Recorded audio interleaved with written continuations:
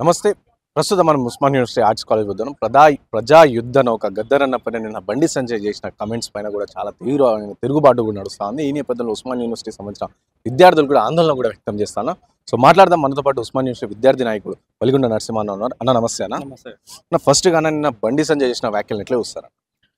మేము ముందుగా ఉస్మానియా యూనివర్సిటీ పూర్వ విద్యార్థి అయిన గద్దర్ గారి పైన, తెలంగాణ అస్తిత్వ పతాకైన గద్దర్ గారి పైన అనుచిత వ్యాఖ్యలు చేసినటువంటి కేంద్ర సహాయ మంత్రి బండి సంజయ్ గారు క్షమాపణ చెప్పని డిమాండ్ చేస్తూ ఉన్నాం. ఇంతకుముందే మేము బండి సంజయ్ గారి దిశబొమ్మ దగ్ధం కూడా చేయడం జరిగింది. ఇది ఒక రాజకీయ కుట్రలో భాగంగా మాత్రమే, వారి పార్టీలో జరుగుతున్న అంతర్గత వ్యవహారాన్ని బయటికి ఎలా చెప్పాలో తెలియక, చెప్పుకోలేక ఈ నత్తి ఉంటాయి వ్యవహారం అంతా ఆగమా ఉంటాయి, పుల్లు మాట ఉంటాయి. కాబట్టి ఆ క్రమంలో ఈటెల రాజేందర్ గారిని అధ్యక్ష పదవి రేసును తప్పించడంలో భాగంగా మాత్రం గద్దర్ గారి భుజాల మీద తుపాకులు పెట్టి కాల్చారు. ఈ ఇష్యూని ఎత్తారని మేము భావిస్తాం. ఎందుకంటే ఈటెల రాజేందర్ గారి ఇష్యూ తీయాలని చెప్పేసి గద్దర్ గారిని యూజ్ చేసుకోవడం ఏం అవసరం వాళ్ళకి? గద్దర్ గారి నేపథ్యం కావచ్చు, గద్దర్ గారి పోరాటాలు కావచ్చు, తన యవన ప్రాయం నుంచి సత్యంత వరకు కూడా బుల్లెట్ గాయాలు కూడా పెట్టుకొని తెలంగాణ సమాజం కోసం పోరాడింది. దాని పరంపరలో మోడీ గారు కూడా చనిపోయినప్పుడు ఒక లేఖ పంపడింది, దేశ ప్రజలు మొత్తం దుఃఖించబడింది. అదొక చరిత్ర. గద్దర్ గారిని ఆర్ఎస్ఎస్ నుంచి ఆర్ఎస్సీ వరకు, ప్రజా సంఘాల నుంచి మూలకొట్టే విద్యార్థి సంఘాల వరకు అందరూ అన్న ఒక లెజెండరీ పర్సన్ చూస్తారు. దాంట్లో ఎలాంటి భేషజాలు లేవు. ఈ కిషన్ రెడ్డి కావచ్చు, ఇప్పుడున్న బండి సంజయ్ కూడా అలింగనాలు చేసుకునే వీడియోలు కూడా మనకు ఉన్నాయి. కానీ ఇదొక భాగం పక్క పెడితే, ఈరోజు గత సార్వత్రిక ఎన్నికల్లో, అసెంబ్లీ ఎన్నికల ముందు మనం ఉటావుటిన అనుకోకుండా బండి సంజయ్ గారి అధ్యక్ష పదవిని తీసేయడం జరుగుతుంది. ఇప్పుడు కూడా వాళ్ళ కార్యకర్తలు కావచ్చు, ఈ రాజకీయ నాయక పార్టీలు, మీడియా ముఖ్యంగా మీకు కూడా తెలుసు ఆ విషయం. కానీ ఎందుకో ఇంతవరకు తెలియదు. కానీ ఈ బండి సంజయ్ గారు వెళ్ళిపోవడం, అధ్యక్ష పదవికి పోవడం ముఖ్య కారణంగా ఆ రోజు మీడియా కారణాలు ఏమొచ్చాయంటే, ముఖ్యంగా కిషన్ రెడ్డి గారు మరియు మరో ముఖ్య వ్యక్తి బీసీ సామాజిక వర్గం ఈటెల రాజేందర్ ముదిరాజు గారు అని చెప్పడం జరిగింది. ఆ క్రమంలో ఈ రోజు మళ్ళీ ఈ గత వారం రోజుల డిస్కషన్ ఏం జరుగుతూ ఉంది, బండి సంజయ్ గారు అధ్యక్ష రేసులో ఉంటాడు. ఈ చర్చ జరుగుతున్న క్రమంలో అక్కడ కిషన్ రెడ్డి గారు కూడా ఏమన్నారు, ఆర్ఎస్ఎస్ నేపథ్యం అవసరం లేదు, ఎవరైనా పర్లేదు, మాకు అధ్యక్ష పదవి ఉంటే చాలు అని. అలా వీళ్ళకున్న లక్ష్యం ఏంటి, సిద్ధాంతాలు రాద్ధాంతాలు ఎప్పుడో వదిలిపెట్టారు. ఆర్ఎస్ఎస్ బీజేపీ వీళ్ళందరూ ఒకప్పుడు సిద్ధాంతాలు మనం చిన్నప్పుడు విన్నాం, కానీ ఇప్పుడు లేవు. అధికారమే పరమావధి నడుస్తున్న క్రమంలో ఈ రోజు కిషన్ రెడ్డి గారు ఏమన్నారు, ఏ భావజాలు అవసరం లేదు, మాకు అధ్యక్ష పదవికి మాకు ఎవరున్నా సర్లేదు అని చెప్పారు. ఆ క్రమంలో ఇది కాదు, మాకు ఆర్ఎస్ఎస్ లేకపోతే మా సంఘు పరివారు అడ్యాజ్ ఉన్న వాళ్ళు మాత్రమే కావాలి, కాబట్టి ఈటెల రాజేందర్ ఎట్లా అడ్డుకోవాలి, అడ్డుకున్న క్రమంలో కమ్యూనిస్ట్ నేపథ్యంలో ఏమవుతారు. వీళ్ళు ఈటెల రాజేందర్ ఎవరండి?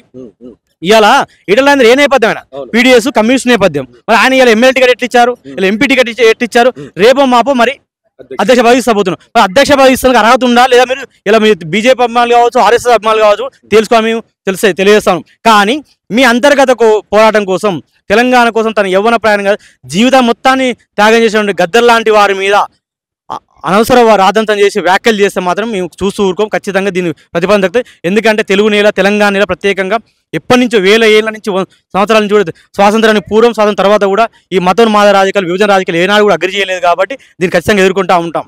ఇంకో విషయం, బరాబర్ మేము ఎట్లా ఇస్తామన్నా అంటా ఉన్నామన్నా, నీ ఇంటికెళ్ళి వచ్చే కాదు, నీ ఆర్ఎస్ఎస్ కార్యాలయం నుంచి వచ్చే కావు, నీ బీజేపీ కార్యాలయం నుంచి వచ్చే కావు. ఇది భారత ప్రజల తరఫున భారత రాజ్యాంగం అమలు చేస్తున్న క్రమంలో ఈ భారత ప్రభుత్వాలు ఆయా రంగాల్లో సేవలు చేసిన వాళ్ళకి ఇస్తా ఉన్నాయి అవార్డులో భాగంగా కొన్ని ఇస్తే లేదు.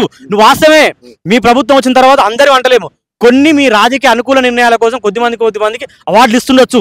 అవార్డులు ఇవ్వనంత మాత్రం వల్ల వాళ్ళ తక్కువతనం ఏం చేసినా కాదు, వాళ్ళ ప్రజల హృదయాలే ఉన్నారు. కానీ ఈ ఒక ప్రజాస్వామ్య రాజ్యంలో, ప్రభుత్వంలో ఉంటూ ఒక సహాయ మంత్రి హోదాలో ఉండి మేము మా అనుకూల వర్గాలకు ఇస్తా అంటే నీకు ఒక కేంద్ర మంత్రి ఉండే అర్హత లేదు. ఖచ్చితంగా నువ్వు పోయి మళ్ళీ నిక్కరేసుకొని నీ పూర్వపు స్థాయికని పోవాలని చెప్పి మేము హెచ్చరిస్తాం. అంటే వ్యాఖ్యలలో కూడా చూస్తే మేము ఎట్లా ఇస్తాం, మా ఇష్టం వచ్చిన వాళ్ళకి ఇస్తామని చెప్పడం అని, అలాగే పోలీసులను చంపినైనా, మా బీజేపీ నాయకులను చంపినైనా, బీజేపీ కార్యకర్తలను చంపిన ఎట్లా ఇస్తామని చెప్పి ఆ వ్యాఖ్యల మేము మళ్ళీ మాట గుర్తు చేయదలుచుకోలే. కానీ చేసామంటే చంపడం చేయడం వాళ్ళకు తెలుసు, అది వాళ్ళు ఎంతమంది అంతా తెలుసు. మేము అదే అడుగుతున్నాం, నీ పార్టీ ఎంపీ ఈటెల రాజేందర్ అడగండి, మీరు ఇలా ఈటెల రాజేందర్ అడగండి, మరి ఆయన ఎంతమంది చంపొచ్చిండు, ఎంతమంది పాటలు రాసిండు, ఎంతమందికి ఆయన ఫండింగ్ ఇచ్చిండు, మరి ఆయన అడగండి. ఇక్కడ జరుగుతున్నది ఒకటే, కుట్ర రాజకీయాలు. వాళ్ళ కుట్ర రాజకీయాలకు గద్దర్ లాంటి వారి ఒక గొప్ప జీవితం త్యాగం చేసిన వ్యక్తి మీద ఏదో అబండాలు ఏదని చూస్తున్నాను. మళ్ళీ గుర్తు చేస్తాను, నిన్న కూడా మాట అన్నాడు, మేము ఇందిరమ్మ పేరు పెడితే నిధులు ఏమని చెప్పి. బండి సంజయ్, నీకు ప్రజాస్వామ్యం కనీసం నీకు ఏదో ఎమోషనల్ గెలిచావు, నీకు ఒక ఎంపీగా నీకు కౌన్సిలర్ గెలిచే కూడా అర్హత లేదని చెప్తా ఉన్నాం. ఇలా భారత సమాఖ్య దేశంలో రాష్ట్ర ప్రజలు ఇచ్చే నిధులతోటి పనులతోటి కేంద్ర ప్రభుత్వం తిరిగి మాకు ఇచ్చే వాటానే తక్కువ ఇస్తున్నది. ఆ వాటా ఇచ్చినప్పుడు మాకు అనుకూలమైన వాళ్ళ అంటే ఇక్కడ ప్రభుత్వాలు ఏవైతే ఉంటే వాళ్ళకి సంబంధించిన వాళ్ళు మన దీన్ దయాళ్ ఉపాధ్యాయ కావచ్చు, శ్యామ్ ప్రసాద్ ముఖర్జీ కావచ్చు, వాళ్ళు దేశం కోసం ఏం చేశారు, భారత స్వాతంత్ర పోరాటంలో పాల్గొన్నారు. ఎక్కడ పాల్గొనకుండా కూడా వాళ్ళు తప్పుకున్న వాళ్ళ పేరు మీద ఎందుకు పెడతారు? ఇవన్నీ వద్దు. మీ వ్యక్తిగత లబ్ధి కోసం ఏదో డిస్కషన్ కాబట్టి ఎవరి పేరు మీరు కాంట్రవర్ట్ చేయాలి. రాజకీయ ఫలం అంటే రాజకీయ లబ్ధి పొందడానికి బండి సంజయ్ ఒక హైలైట్ కావడానికి గద్దర్ పేరు వాడుకున్నారు అని చెప్తారు. అంటే లోపల అంతర్గత విభేదాలు అవన్నీ కవర్ చేయడానికి రెండు అంశాలు. బండి సంజయ్ రాజకీయ నేపథ్యం చూసినప్పుడు ఒకటి కాంట్రవర్ట్ చేయాలని చూస్తారు, ఎప్పుడైనా ఒక ఇష్యూ చేసి లైవ్ లో ఉండాలని చూస్తాడు. మీరు ఒక ఎగ్జాంపుల్ చెప్తారు. ఇది అయితే ఖచ్చితంగా అంతర్గత వ్యవహారాన్ని ఇటువైపు కమ్యూనిస్ట్ నేపథ్యాన్ని మలిపాడు. అంతర్గత వ్యవహారం వాళ్ళు ఎవరైనా చేసుకుని అధికారం పాడేసుకుని ఏం చేసుకున్నా అధ్యక్షులు ఓట్లు చేసినా మాకు సంబంధం లేదు. అది రాష్ట్ర ప్రజలు రేపు అందరూ చూస్తారు, అది వేరే విషయం. కానీ ఈయన చూడండి, గత జిహెచ్ఎంసీ ఎన్నికల్లో కూడా ఎన్నికల ముందు ఏమంటాయన ఎవ్వరు కూడా చెల్లాన్లు ఏ కట్టొద్దని ఒక స్టేట్మెంట్ ఇస్తాడు. ఆయన ఒక ఎంపీ ఉన్నాడు, ఒక అధ్యక్ష హోదాలో ఉన్నాడు, రాజ్యాంగాన్ని వ్యతిరేకము అడ్మినిస్ట్రేషన్ వ్యతిరేకం అని తెలిసినా కూడా ఆ మాట. ఎందుకంటే వీళ్ళ టార్గెట్ గ్రూపు కొద్ది ఎమోషనల్ రాజకీయాలు, కొద్దిమంది రీచ్ అయ్యేటట్టు చేస్తారు. ఆ రీచ్ అయ్యే రాజకీయాలు ఎమోషనల్ భావోద్వేగ రాజకీయాలు ఎప్పటి నిలబడి తెలంగాణ లాంటి ప్రాంతాల్లో ఎప్పుడు నిలబడని మేము గుర్తు చేస్తాము. బండి సంజయ్ గారు దయచేసి తెలంగాణ లాంటి గొప్ప నేపథ్యం, సామాజికంగా ఆర్థికంగా భిన్న సంస్కృతి కలిగి పోరాట స్ఫూర్తి కలిగి రాష్ట్రం నుంచి కేంద్ర సహాయ మంత్రిగా ఉన్నారు. ఒక అట్టడుగు వర్గాల నుంచి బీ సామాజిక ఉన్నారు. కాబట్టి దయచేసి వేరే వాళ్ళు నవ్వుకునేలాగా ప్రవర్తించకుండా నీ యొక్క కేంద్ర మంత్రి ఈ 4 ఏళ్ల కాలాన్ని మంచిగా భారత ప్రభుత్వం భారత రాజ్యాంగం కలిపి హక్కుల ద్వారా నువ్వు చాలా మంచిగా చేసుకుంటూ ఉండాలని చెప్పి విజ్ఞప్తి చేస్తాను విద్యార్థులుగా మేము. సో విన్నారు కదా ఉస్మానియా యూనివర్సిటీ విద్యార్థి నాయకుడు శ్రీకాంత్ గారు చెప్తున్న పరిస్థితి. సో బండి సంజయ్ అయితే వ్యాఖ్యలు చేసి అవన్నీ వెనక్కి తీసుకోవాలని చెప్పి చెప్తా ఉన్నారు. అండ్ ఆ విధంగా చేయడం కూడా కరెక్ట్. కేవలం అతను రాజకీయ లబ్ధి కోసం హైలైట్ ఉండాలి, లైవ్ లో ఉండాలి అని చెప్పేసి వాంటెడ్లీ వ్యాఖ్యలు చేసిరని చెప్పేసి శ్రీకాంత్ గారు చెప్తున్న పరిస్థితి. కెమెరా పర్సన్ సాయితో రాణా ప్రతాప్ రిపోర్టింగ్ హైదరాబాద్.